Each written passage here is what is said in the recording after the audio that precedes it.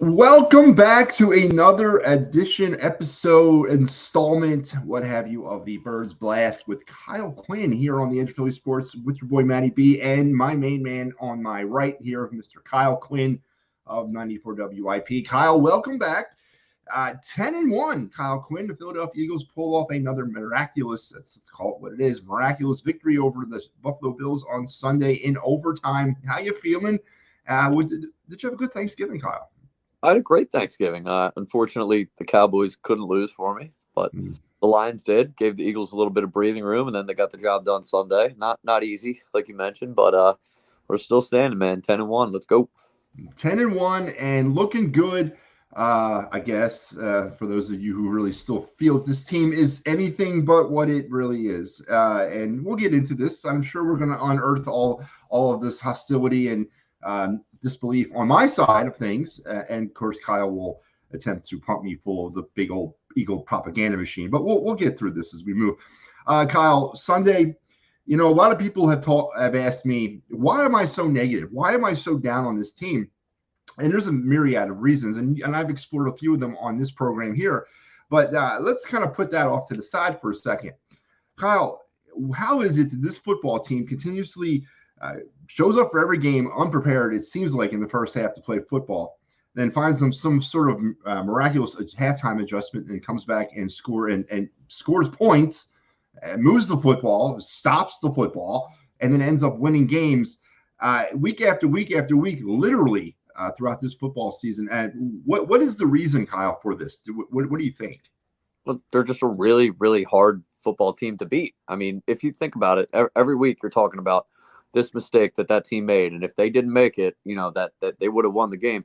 Well, maybe it's the fact that these teams pretty much have to play a mistake-free football game if they want a chance to beat the Eagles. The fact that they're dying off of one mistake, the Eagles are putting them in that position to where that mistake kills that team. You have to play a flawless football game if you want to beat this Eagles team who, let's be honest, so we would all agree, has not played an A-plus team football game this entire season. So why is it that all of these teams come in here and they struggle to beat us if we're not even playing our A game? Well, it's because we're really, really damn good. We're really, really talented, and we're extremely difficult to beat. I mean, I think at this point, it's become pretty obvious with all the good teams that we've beaten this year. I mean, it's tough to say it's a fluke when it keeps happening week after week. Kansas City had its problems against the Eagles 2 weeks ago. Buffalo had its problems last week. 11 penalties for 80 yards, all in the first half. 6 drop passes, and seemingly immune to any type of penalty that the Eagles might have committed against them en route to their loss. They went into the Eagles only scored 7 points in the first half, and as they've done now for the last 2 weeks. Kyle, I maintain that, and I agree with what you're saying about, maybe it has a little bit more, or potentially has a lot to do with the fact that teams were not coming in here and capitalizing on their opportunities and playing not good football, and maybe being forced into that not good football by the Eagles. But the question of sustained winning and this way of winning is not being sustainable as we get deeper into this. Does that concern you at all, that we can't continue to win football games like this? I mean, no. Like, just because we've been saying this for week after week after week after week, and they're 10-1. I mean, at a certain point, I just can't pick against this team. I can't bet against Jalen Hurts. I can't bet against the Eagles at this point. They're a 10-1 football team, and they're not doing it against scrubs. They're doing it against really, really good teams, and they're doing it, in difficult fashion. But they're winning football games. I mean, that's what it looks like when you play really good football teams. And I just can't really say anything other than the fact that they're a 10-1 football team. Now that we're in week 12, 13 of the season, it's hard for you to say that something's not sustainable when they've literally sustained it for 13 weeks. On the game, Jalen Hurts, not a very, I guess, tale of two halves, as Jalen Hurts' season has been pretty much all, well, I wouldn't say pretty much all season. I mean, he's had really good games. It just didn't have any support. But Sunday was not one of those. In the first half, he had a QBR rating of 7, Kyle, heading into halftime. His offensive line couldn't stop a cold, or couldn't stop, I guess catch a cold is the better one. Couldn't stop anything. And the Eagles were just not able to do anything offensively. But he comes back and he has a monstrous second half and seemingly really wills this team to win. 18 for 31 on the day, 200 yards, 3 touchdowns, and an interception. Kyle, the MVP talk for Jalen Hurts is starting to kind of heat up again. Where do you stand on that? I mean, I don't see how anyone else could be the MVP of the league through this many games at this point. Like you saw the way Josh Allen went out there and played. I think you could argue that Josh Allen outplayed Jalen Hurts. He looked like the best version of Josh Allen that could have possibly went out there. And Jalen Hurts went toe to toe with him, just like he's shown many times that he could do before. He can go toe to toe with the best quarterbacks in football: Patrick Mahomes, Dak Prescott, now Josh Allen. I mean, you can argue Tua earlier in the season, but Jalen keeps coming out on top. So I don't know how you can really argue for anybody else at this point. Now, I will say the next 2 weeks are pretty much, I would say, probably are going to decide the MVP conversation between Dak, Jalen Hurts, and even Brock Purdy's up there in consideration just for the way that he's playing and the Niners are winning. So the next 2 weeks between these three teams is probably what's going to be decides the MVP. Josh Allen, 29 for 51, 339 yards, 2 touchdowns, and interception in his cause to attempt to win the game.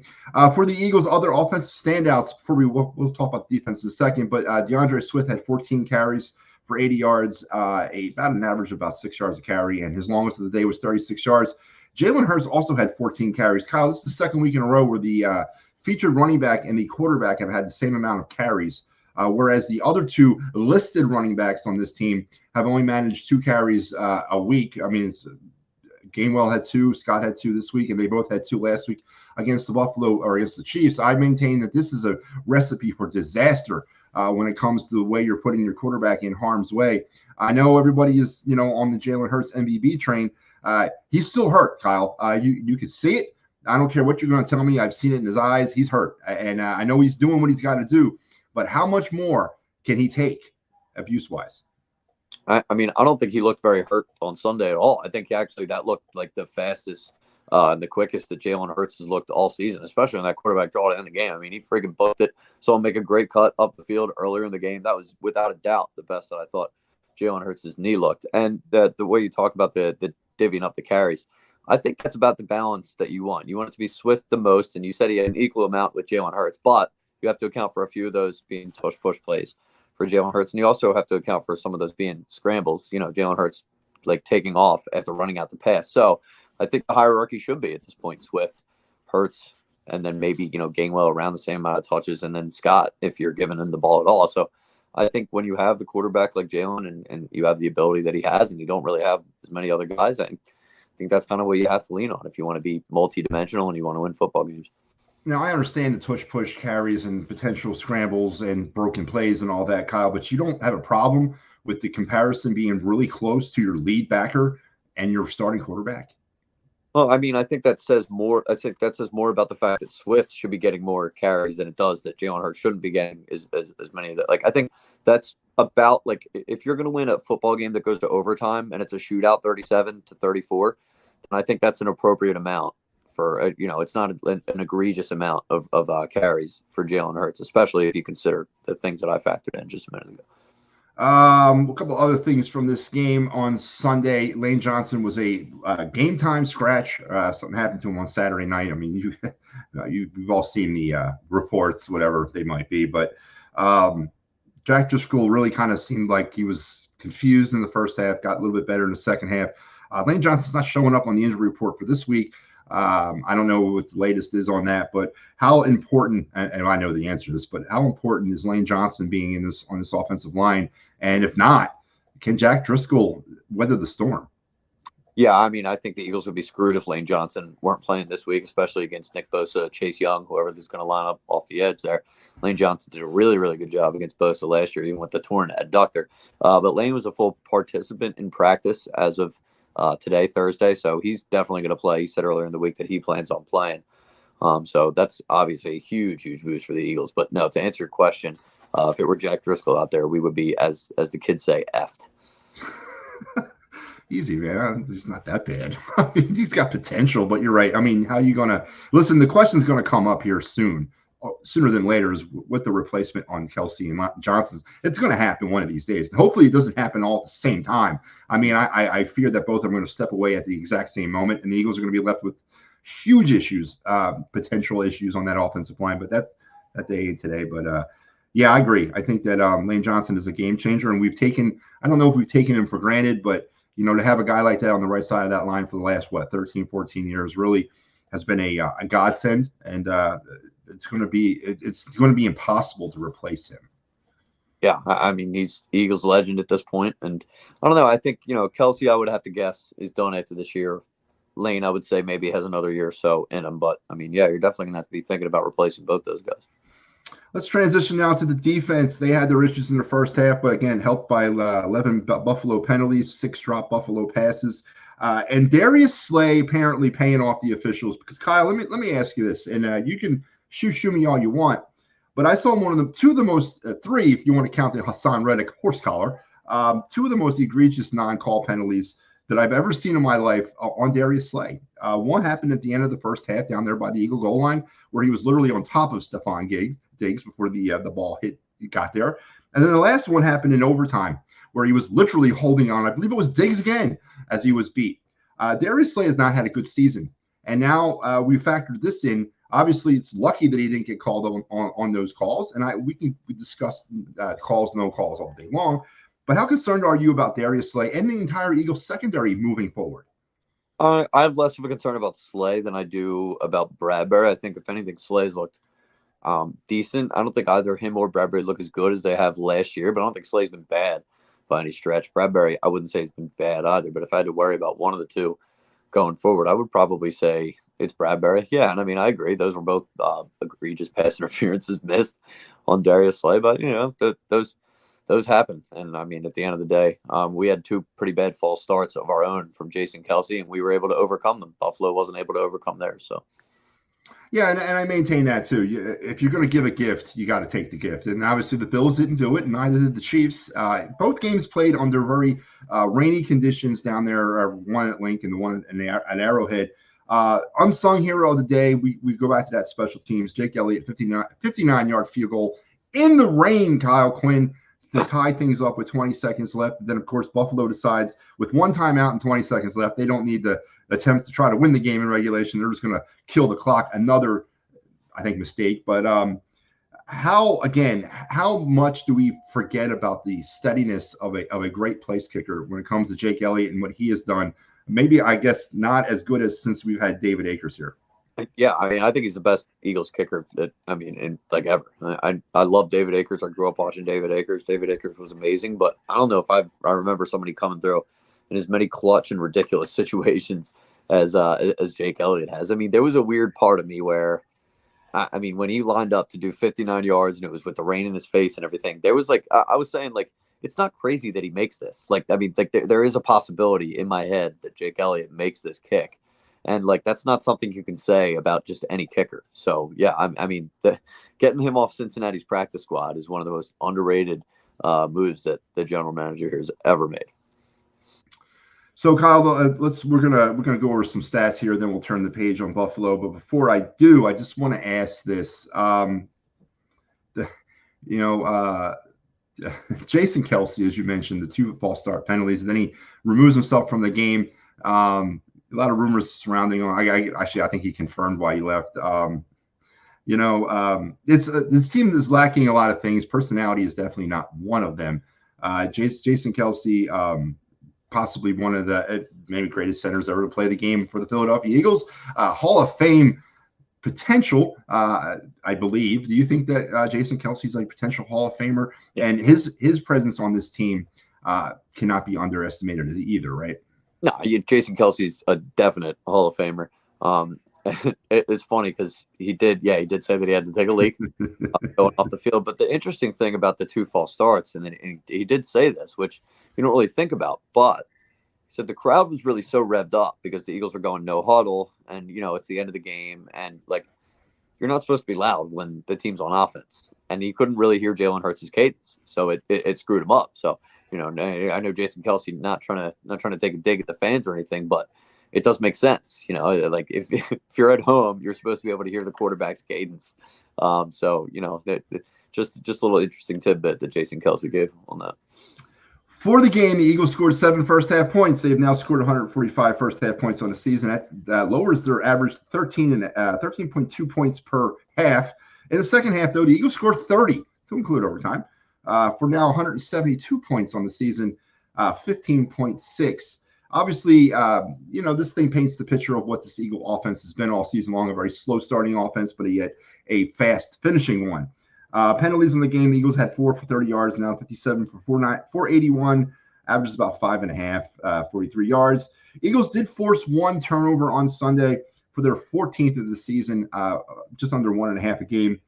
They committed 2 more, Kyle. It's now up to 16. Is this an aspect of the game that we talk about this every week, and we talk about how it has to be corrected, and we also talk about how it has not been corrected? How much now is this really starting to concern you? Well, it's the fumbles really that concern me. The interceptions for Hurts kind of like they're weird in a way. Like there are a lot of tip balls, fluky stuff, but the fumbles they really, really need to get cleaned up. I mean, the miscommunication on the handoffs, that stuff that's ridiculous can't happen in week 13 and fumbling in the red zone like they were doing a few weeks ago. Like that stuff is just totally unacceptable. Interceptions that are off tip passes. Like when you watch Jalen, you're not really seeing him put the ball in harm's way too much. Like he's not throwing in the triple coverage or across his body over the across the middle of the field, stuff like that. Like putting in good spots. He's giving his receivers a chance. The ones that are getting picked off are the ones that are getting bad at the line of scrimmage or tipped off of somebody and jump balls and people are going after them. So that stuff you really can't do much about. It's the fumbles that they absolutely need to get cleaned up for sure. The Eagles allowed 2 sacks for the day. That's over 7 yards, 29 sacks now for 154 yards, which is close to 3 sacks a game and about 15 yards a game. Stat I can still live with. They did get to Josh Allen just one time on Sunday for 7 yards. Now 32 sacks on the season, 214 yards, about 3 sacks a game and 19.5. And then red zone effectiveness, 4 for 4, 27 for 43, 63%, definitely on the rise. Brian Johnson still much maligned. And now that Frank Reich's looking for a job, even more maligned when it comes to the Eagle fan base. Been a little bit more creative in the red zone. Still leaves a lot to be desired for in his play calling. We talked about this just about every week. And in the beginning of the season, it was, well, we got to wait and see. He's got to grow into it. Kyle, we're in week 13. Have we seen, is this what he is? Is this what Brian Johnson is as a play caller? I got to tell you, I think it's way too much heat on Brian Johnson for this and not enough on the head coach whose offense it is, whose game plan it is going into the week. I mean, Brian Johnson can call the plays, and we can say what we want about the bubble screens to Julio, which pisses everybody off. I get it. But like him and Sirianni work on the game plan. The adjustments, we talk about the second half adjustments in the play calling, that I give credit to Brian Johnson for. And I think the fact that they've cleaned up the play calling in the red zone, that I give credit to Brian Johnson for. It's the way the offense starts and the way the team's prepared with their offensive game plan every week that I have to give crap to Nick Sirianni for. So I actually think Brian Johnson's been under the radar, doing a better job than people give credit for. In fact, he's going to be looked at for head coaching positions this offseason, according to Adam Schefter. And I just think, while the team's 10-1, if we want to nitpick about what the offenses look like in the play calling and the game plans, I think more of that has to go on Nick Sirianni's shoulders. And then I guess the follow-up with the Frank Reich stuff, if Frank Reich shows up at the front door of the NovaCare complex with his resume in his hand, are you turning him away? I mean, no, I would just say, I don't really care. I mean, I don't think he's going to, do too much. I would say you can really only stand to gain. He's a fresh set of eyes looking at your team. And at this late in the season, you could use something like that to throw some people off on you a little bit, your game tape and all that. But I mean, I'm not going to be upset if I found out that Frank Reich went to the Eagles and they were like, yeah, I mean, I don't care. We'll pass. It's just kind of a nothing thing for me. What do you take of the Frank Reich fire? Before we get to the 49ers, not only was he fired, but Deuce Staley was fired and Josh McCown all fired. It was like the Panthers were exercising their Eagle demons. I know it's a mess out there, and I know that owner is driving that team right into the ground. Their second in-season coaching firing in 2 years. By the way, Matt Rule, the former Temple coach last year. Do you think the Carolina Panthers are done hiring anybody with Philadelphia connections? I don't know if it has anything to do with that. I think I think you said it. It's just the owner's just a complete disaster. He's totally impatient. They just drafted a quarterback, not the right one, I would say. And now you're hearing the excuse making, people trying to cover their own asses and stuff. And I think Frank Reich and the other guys are just a victim of that. Just bad circumstance, bad ownership. Panthers are, like you said, just a total mess. Yeah, they are. And not that I care, honestly, really don't. But, Josh McCown in his own right really was a stabilizing force in the year that he was here in pretty bad circumstances. And Deuce Staley, of course, what is there else to be said about him, both as a player and a coach while he was here? I'm sure Frank Reich, I know he said that he thinks his coaching NFL days might be over for a while, but his coaching days are not. And I really hope that he finds something. I think he will in the NFL, maybe not as a head coach, but Deuce Staley to me is the more interesting situation. And it wasn't long ago that he was being talked as a head coaching candidate, and now here we are with him. What do you think the future for Deuce has in store for him? I have no idea. I mean, I hope he's got a good thing headed for him. It's kind of a tough situation for him. Like he went to the Panthers to, take that next step, be a stepping stone for him to get a head coaching job, and now this is a pretty tough roadblock. I mean, he's kind of just a lame duck in this entire situation where when you're a staff member like that, that's kind of the way it goes. But, I mean, Deuce is a very well-respected name around the NFL. He's going to land on his feet somewhere, I would have to think. And, I hope he gets a head coaching shot sometime down the line. All right, Kyle, let's turn the page because obviously this is the game. This is the game everybody's been waiting for, even though nobody wanted to say it. Or maybe some people did say it. I know I've been waiting for this for a while, for about a year now. And I know San Francisco 49er fans have been waiting for it since, about the second after the NFC Championship game ended. The 49ers are coming in. Game 4 of the vaulted 6-game gauntlet. Brock Purdy, fully healthy, back in his old ways or his whatever ways he has. Down there at the link, the Eagles will go at it at 4:30. It's going to be potential. They upgraded the weather. It was raining yesterday. Now it's upgraded to partly cloudy, but it could be similar elements that the Eagles have been involved in the last couple of weeks. Eagles are going to go with, they haven't announced it officially, but they're going to go with the midnight green tops and the white bottoms. The 49ers with their white tops and their copper gold bottoms, traditional San Francisco road uniforms. Kyle, before we break this thing down any further, I don't want you to tell me what you think is going to happen, but I definitely want you to tell me how much you've been anticipating this game, if at all. Yeah, I mean, I need it to be Sunday, like ASAP. And I didn't spend much time thinking about the Bills win and how amazing that was, because by Monday, like the end of Monday, I was ready to play the 49ers. Like I'm ready for this game. There's been talk back and forth. All the players are chirping. All the fans are talking there. You know what? And I'm already tired of it. I'm ready to get it going. I'm ready to see a physical game. I mean, it's like you said, it's definitely the most anticipated game of the year, and it's getting even more so. And I can't wait. I'm so freaking excited for this one. For the injury report as of this night, it's not Saturday, it's Thursday night. So I know you guys are going to see this on Saturday. Things might change, but this is what I'm tracking as of Thursday. Julio Jones questionable, dealing with a knee problem. Dallas Goedert is working his way back and he is targeting this game to return from the IR with that forearm injury surgery. A.J. Brown dealing with a thigh injury as questionable. Zach Cunningham, and we're going to talk about the linebackers here in a minute. He was listed as a non-participant yesterday. Milton Williams trying to get back as well. Grant Calchera, the tight end as well, dealing with some injury, trying to work his way back from IR. And then Fletcher Cox came back in the game on Sunday after leaving it, but is listed as questionable with the groin injury. Dallas Goedert, Kyle, are you anticipating a return of Dallas Goedert on Sunday?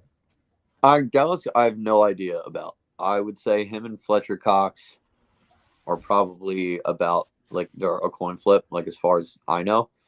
I would say A.J. Brown, nothing to worry about. Milton Williams will play.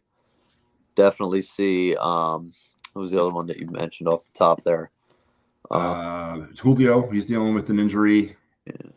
I don't know. Yeah, he doesn't really move the needle. Cox and Goddard, probably a little bit worried about. Lane, definite though. He'll go. Zach Cunningham definitely out. Milton Williams is going to be a big addition though, coming back this week. So let's talk Zach Cunningham. Christian Elias, I believe is his name, right? Ellis? Ellis. Came in for the injured Zach Cunningham on Sunday, made a couple plays, but then also got caught out of position a few times on Sunday. The linebacker core is not that good to begin with. It got less with Nakobe Dean. Now it's less with Zach Cunningham. How concerned are you about our depth in the middle of the field, Kyle? as we seem to continuously lose linebackers, and we didn't really have that much to begin with. Yeah, I mean it's a weak spot, no question about it. I know you're going to ask me about the guy that just brought in for a workout, and I mean I'm a yeah. Like I don't think it could hurt you whatsoever. They need a body back there. Cunningham looks like he's going to be out for a few weeks, so that's a spot that I'm really worried about this week and going forward if they can't get that figured out. Well, you mentioned him. Let's get into it. Shaq Leonard was in yesterday for a workout interview, physical, whatever. He visited the Cowboys earlier in the week, and he said he's going to make his decision over the weekend. So it looks like either way, we'll be seeing Shaq Leonard next week, either in a Cowboy uniform or an Eagle uniform. Kyle, I mean, first of all, Shaq Leonard, I don't really still understand why he was released by the Colts to begin with. Was it a price gouging move? Was there some other issues there? And if he doesn't end up with the Eagles and he ends up with the Cowboys, how much of a game changer is it for the Cowboys? I don't know. I honestly both teams could use him. I don't know what his playing capabilities really are. I know the issue in Indianapolis was about playing time, but the playing time issue or difference between the two sides probably might have been because of his ability to play. I mean, he's had some injuries back and stuff like that. So who knows how well he's come back from that. But Cowboys lost Leighton Vander Esch for again. Lost Zach Cunningham. So both teams could use him. But you know how it's going to be. We're going to sign him. Everyone's going to say he's great. But if Dallas signs him, he's totally washed. I mean, there's no, that works. So, yeah. We'll see how he chooses, washed or ready to roll. There's another player that just surfaced today. We're talking about some of our uncertainty at the tight end position. A familiar face who's now looking for a job. Zach Ertz is on the market as the Cardinals decide to give him his release so he can seek employment with a contender. With the uncertainty around the tight end position, a man who knows the city knows him. He knows Nick Sirianni, might know somewhat of the playbook, could be an easy reacclimation for him. Do you take a flyer on Zach Ertz at this point? I mean, that's a no-brainer. Of course you bring in Zach Ertz. Like Dallas Goedert, for as great as he is, he gets banged up all the time. And for as George Kittle-ish and Dallas Goedert-ish as Jack Stoll just looked last week, that one play that he had running toward the end zone, I don't trust him to be that guy every down. I mean, Zach Ertz could be a third down situational tight end where he just finds a soft spot in the coverage over the middle. That's always really what he's been good at. Good hands, reliable pass catcher. And, I mean, he's a good locker room guy, knows the city, like you said. So, yeah, I don't see any harm in bringing in Zach Ertz. Now, of course, by the time you see this out there, Zach Ertz might be an Eagle. Shaq Leonard might be an Eagle. So if he is, congratulations, welcome back. Welcome to Shaq Leonard. If not, if Shaq Leonard's a Cowboy, yeah, he's washed up. And if Zach Ertz is not an Eagle, there's probably a reason why. So take that for what you guys want. So let's look at San Francisco's injury situation as they head into Sundays based on some stuff from yesterday or today. Ray McLeod, the receiver, is dealing with a rib injury. You never want to see that. There's one of those pesky ones. He sat out of practice yesterday. Jordan Mason, the running back, dealing with a hamstring. He's also questionable. Armstead, their defensive end, is questionable. That's a huge one. Spencer Buford, their offensive tackle, questionable. And then the rest of the players that are out. Kyle, what out of those names, if any, grab you as somewhat interesting injury issues for the 49ers? Yeah, well, Armstead, as you said, is a big one, but he did say, I believe, that he is going to play on Sunday. So whether in a limited capacity or he's going to be a full guy. I know he's questionable today, but he did say that he was going to go on Sunday. So that is a big game for them. It is a big game for them. And then with all that being said, now let's take a look at what Kyle thinks is going to transpire down there at Lincoln Financial Field on Sunday. Another 4:30 start, another late start. What do you think is going to happen? I think it's going to be a bloodbath. I mean, this is going to be probably the most physical game the Eagles played all season long. I'm so nervous about this game, especially with how the Eagles are going to stack up physically after having played on a short week and then having to go into overtime against Buffalo. The guys played like pretty much 2 games worth of snaps on the defense back there. This is going to be really, really tough. Really, really tough game. But, if they're playing at home, the Eagles got stuff to prove to, just like the 49ers do. So I think it's going to be a really, really close, hard-fought game, but just like all these games in the gauntlet are. Yeah, and then, you mentioned it, the gauntlet there. Kyle, what are your 3 keys to Eagles' victory? Yeah, well, so since I just mentioned how many snaps that they played against Buffalo on defense in a short week, all that, the Eagles are going to have to try their best to limit the amount of possessions in this game, specifically for their defensive players. If they can get off the field quickly and control the ball, then they're going to do themselves wonders in being able to just control the entire possession in this game and keeping Christian McCaffrey and those other Niners weapons off the field.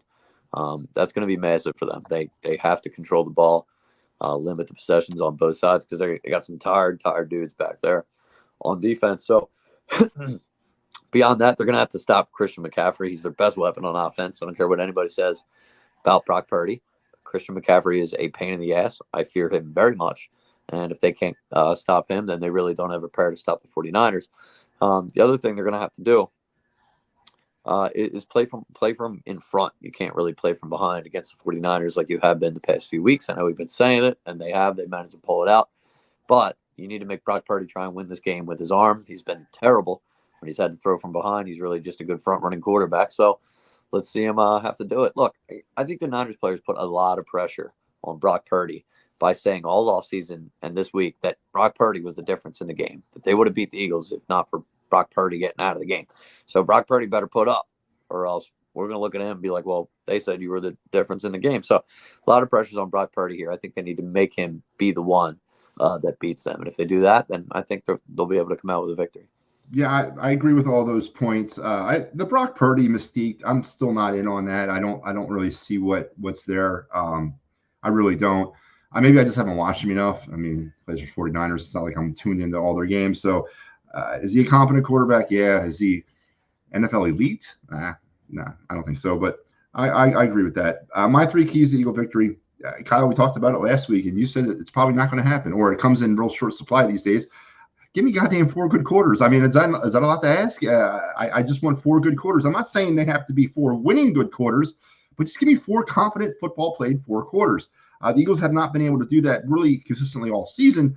I want it. I want it bad. And then the weather. The weather's been upgraded, but we've been playing in some elements over the last few weeks. I'm a big fan, or not a big fan, but I'm a big advocate of weather and game plan adjustments and trying to get above that. It's not going to be awfully cold on Sunday. It's going to be very seasonable, actually unseasonably warm. They did it a little bit on Sunday, but they didn't do it consistently enough for my liking. They put the game, and I get it. Jalen Hurts is an elite franchise quarterback, MVP candidate level kind of guy. Kyle, I am concerned that they're running him into the ground. We saw it happen in Chicago last year, and I'm not saying that this is what's going to happen. I disagree. I think he's hurt. I think he's a lot more hurt than what he's letting in on.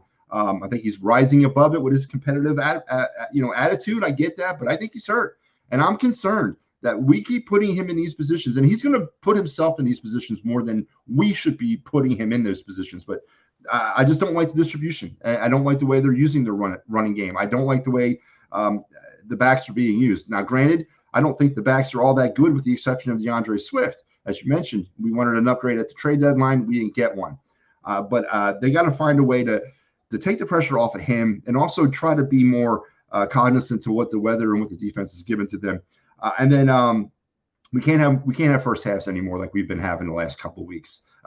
You're not going to survive those types of first halves. You play the Kansas City Chiefs again, and you have a first half like that. You could be down 40-0.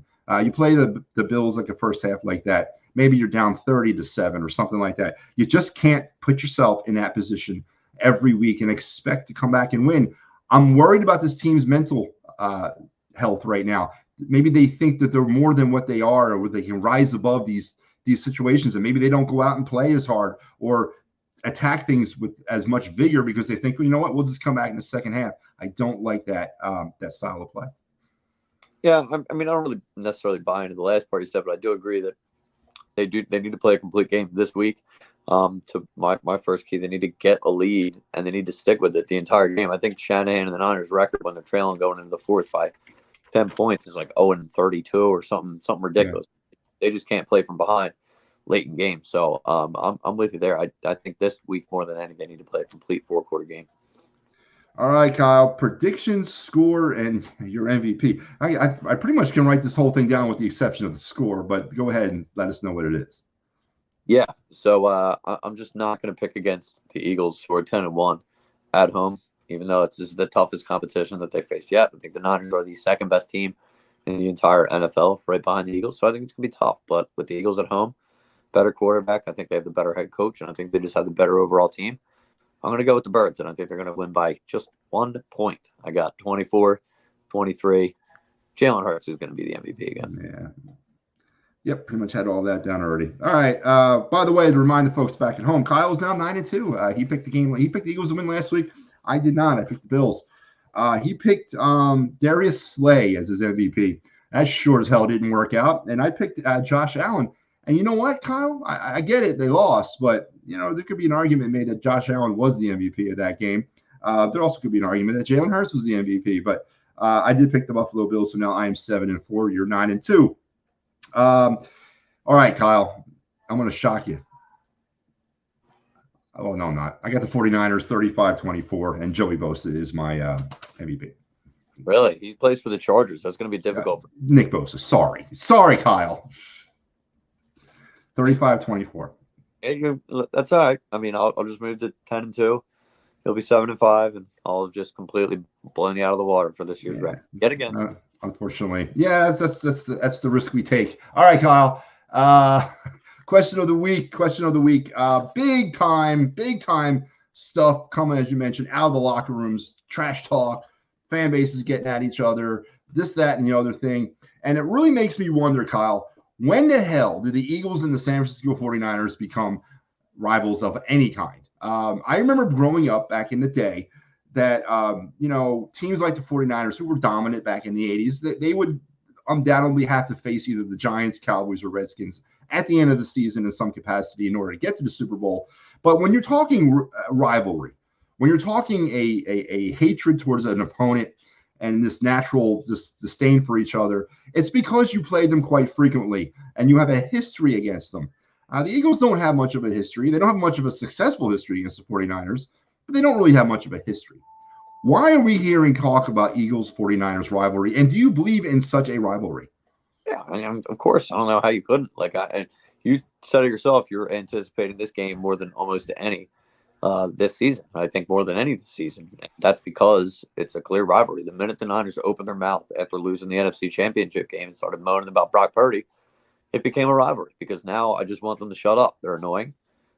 They're babies. They're fraudulent. And I'm sick and tired of it. So, yeah, I want to smack the 49ers almost as bad as I want to smack the Cowboys every single time we play them. So if you're not feeling that, I mean, if you are feeling that, then you have to know that, yeah, it's very obviously a rivalry right now. I disagree.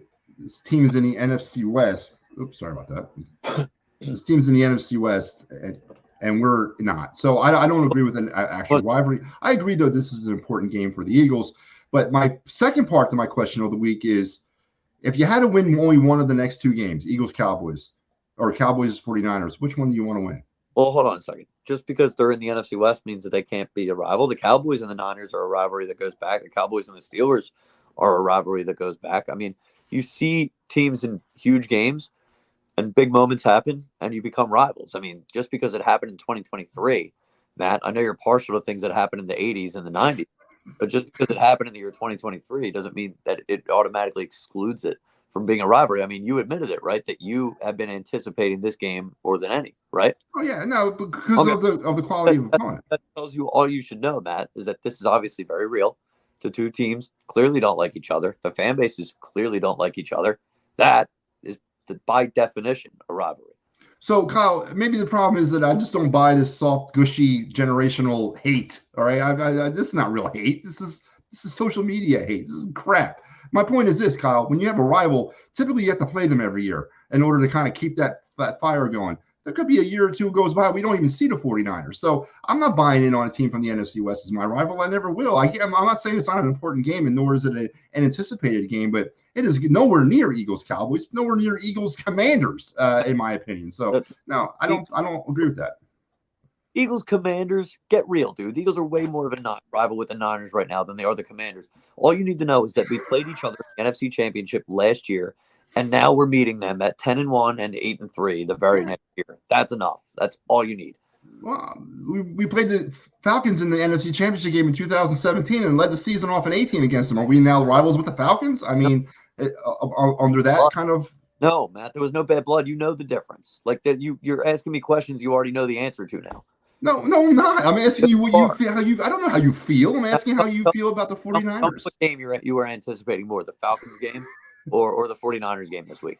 I am anticipating, Uh-huh. Kyle, anticipating versus a rivalry is two different things, in my opinion. I'm trying to make you understand why you anticipate it, Matt. Don't tell me why I feel something. I'm telling Stop you, it. I'm just trying to help you through this. Like You you're don't trying. need, Kyle. Def- I appreciate your help, man, that's but what I'm quite capable of rationalizing and rational thought. I am. Maybe you don't could have think I fooled am, me. but I am. What's that? Said you could have fooled me. Kyle, I just don't buy a team that hangs out in the NFC West. And any team. I don't look at the Rams. I don't look at the Cardinals. And I get what the recent hatred or whatever is between the two. It seems from one side of the aisle, though. I mean, I don't think, if the Eagles, when they wiped the floor with the 49ers last year, if the 49ers hadn't been complaining about things, would this be a rivalry game or just two really good teams playing each other this year? Okay, no, but you're asking me ifs and whats. The fact of the matter is that happened, and it is a rivalry game because that happened. You Yeah, but basically the just bad blood's not from this oh, side. It's from that side. What Matt, bad blood do we Matt, have? Matt, you just walked yourself through it right there. I That's walked why it's a myself through rivalry. it. Matt, have you heard Philadelphia fans this week? We all hate the 49ers too. No, I don't. I don't You're listen to Philadelphia sports rationalizing radio the no more. game. That doesn't matter. We all hate them too. But what is a San Francisco 49er football fan? What is that? I don't even know what they are. They're weekend warriors. They're not invested the way the Eagle fans are. That's the big thing, right? No one loves us. We don't care. That's a lie. We certainly do care that nobody loves us, and that's what's pissing me off too. Is this? We are the Eagles. We stand alone. We sure as hell were begging for some recognition around the national world. And then apparently now we're begging recognition from the San Francisco 49er fan base, whoever they are. Kyle, that to me, that's where I'm kind of basing this off of too. I don't agree with the validity of the other team in terms of creating a rivalry with them for all aspects of that team. I mean, then you're living under a rock. If you've heard people talk this week about the 49ers in the game, even yourself, then you would understand the magnitude of the game, the magnitude of what it means for this fan base to see the Eagles beat the 49ers this week. You know how much we have to prove in this game?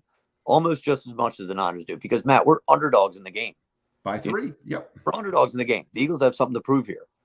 And with that being said, comes to my last point of the question of the week. Kyle, this is the ESPN power rankings created by their analytics department. Kyle, do you see the Eagles down there at number 7 and then the San Francisco 49ers up there at 1? Kyle, this is analytics. This is your generation's like brainchild. What do you feel about this analytical power ranking of the Eagles at 7, just below the Chargers or above the Chargers? All right, so I'll make a couple quick points here.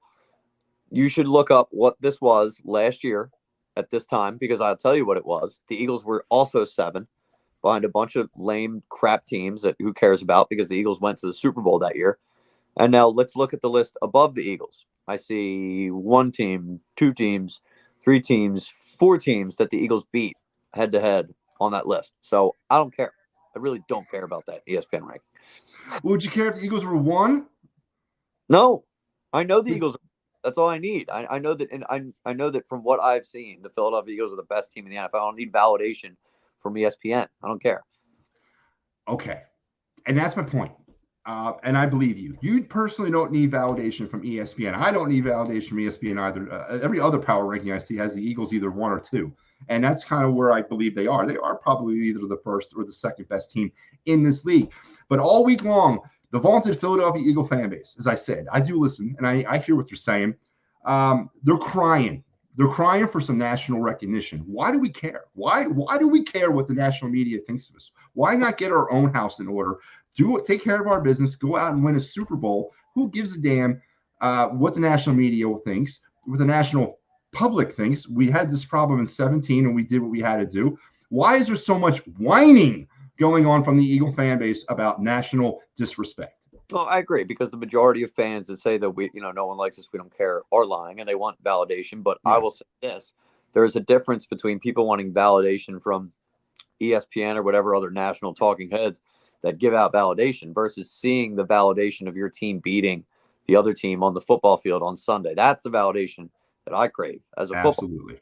Not the validation of seeing my team ranked number 1 on some stupid football power index by ESPN. I don't give a crap about that. I want the validation of seeing the Eagles kick the Niners' ass on Sunday. That's all. Kyle was starting to come around to my way of thinking, man. I don't know. Does that scare you a little bit? No, I mean, but now we're on the same side here, and that we want to kick the Niners' ass so badly. It's because it's a rivalry, man.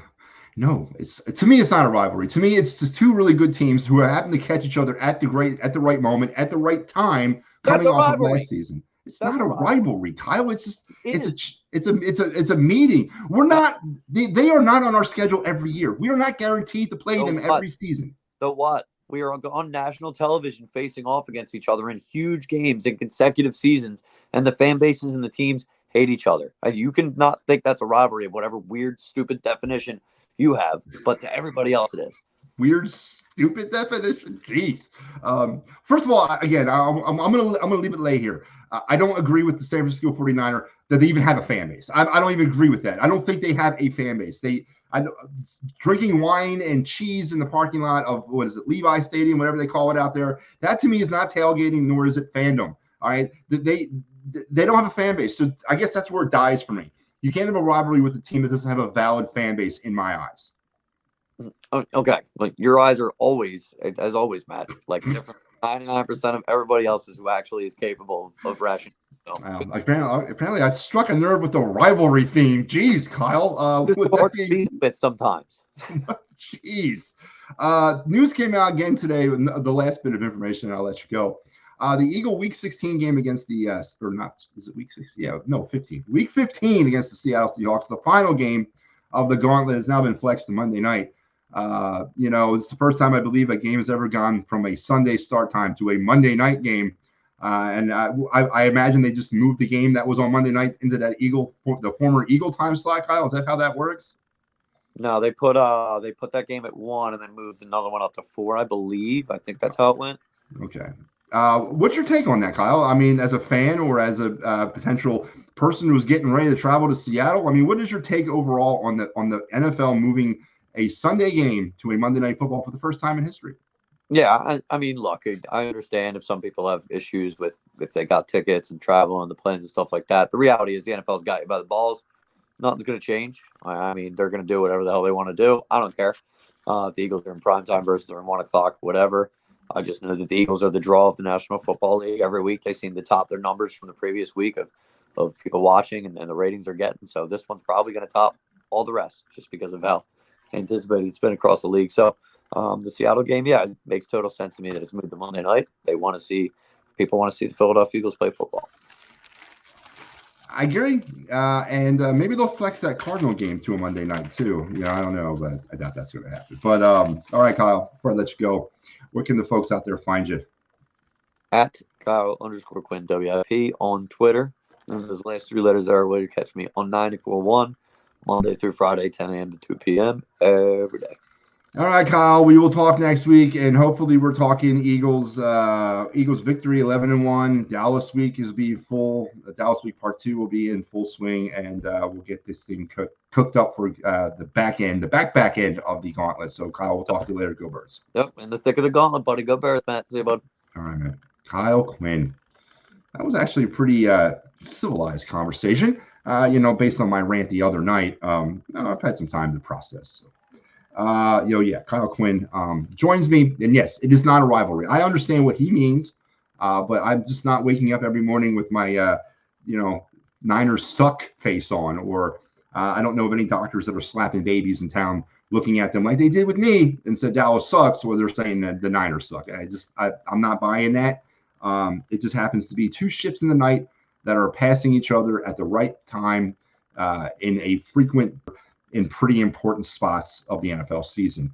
To me, that does not constitute a rivalry, especially with the fact that I don't really recognize the San Francisco 49er fan base as a valid fan base. So you're not going to get me to buy in on a rivalry between the Eagles and the 49ers, not ever. So that is my take there. And then, of course, my takes on all the other stuff that, I disagree with Kyle. But, we can be friends every now and again. So I enjoy Kyle every week. Before I go, I did not provide you my Week 13 picks back on Monday night, so I will do it tonight. Even though it is Saturday, it's actually in actuality about 7:51 on Thursday night. So the Thursday night game has not started yet. So I'm gonna get this thing in under the wire before it starts. But the recap: in Week 12, I was 8-8. For the season now, I am 92-71. You already got my Eagle Niner pick. I like the Niners in this game. On the Thursday night game tonight, Seattle, Dallas. I'm going to go with Seattle in this game. Again, I'm just never going to pick the Cowboys.